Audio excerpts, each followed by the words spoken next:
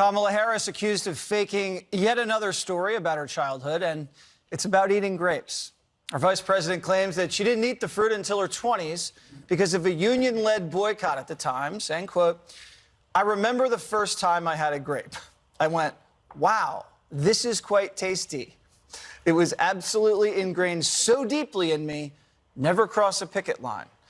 But the story just doesn't add up. The union launched its California grape boycott in June 1984, when Kamala was 19. And while the boycott did peter out, it didn't officially end until 2000 when Harris was 36. Judge, I mean, if you lie about eating grapes, you lie about anything. That's right, and I would so instruct the American people.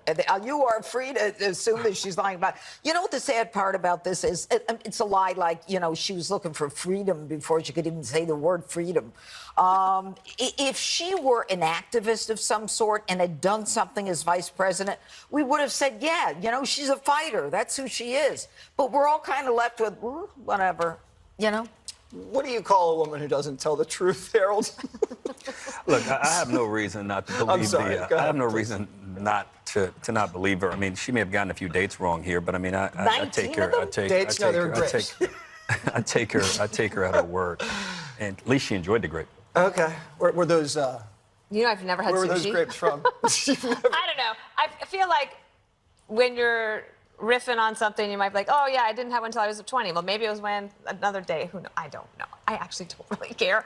But I do think that this is... I resemble your comment. Okay. I think that... Grapes of wrath. I would imagine that her staff is sitting there going, she just gave a really great speech from their perspective on how the labor movement is growing in popularity in the country. And at the end, she throws in this line. And now it's on the 5. I mean, that's not great. Grapes. Greg? Well, clearly she lies a bunch. You know, you guys make a joke. This is actually serious. This is worse than Watergate. I mean, she's been screwing up timelines. Remember the rappers? I already went there once before, but remember she was talking about listening to her favorite rappers and she was off by whatever, and I can't remember who they are, but I think they might be dead.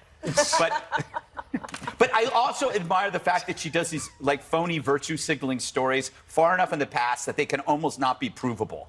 That's pretty clever. You don't want to lie about something that happened in the last 6 months. Lie about something that happened when you were 18, you know, when I was helping with that orphanage. Do you remember that? Yes. Yeah, I burned it down. You burned down I burned down the orphanage. But the thing is... everybody else first? Yeah, it's unprovable. Nobody can go back and look for that. Greg's advice about how to lie. That's good stuff. Make the lies really old and vague. Write that down, Harold. Got it. All right? One more thing's up next.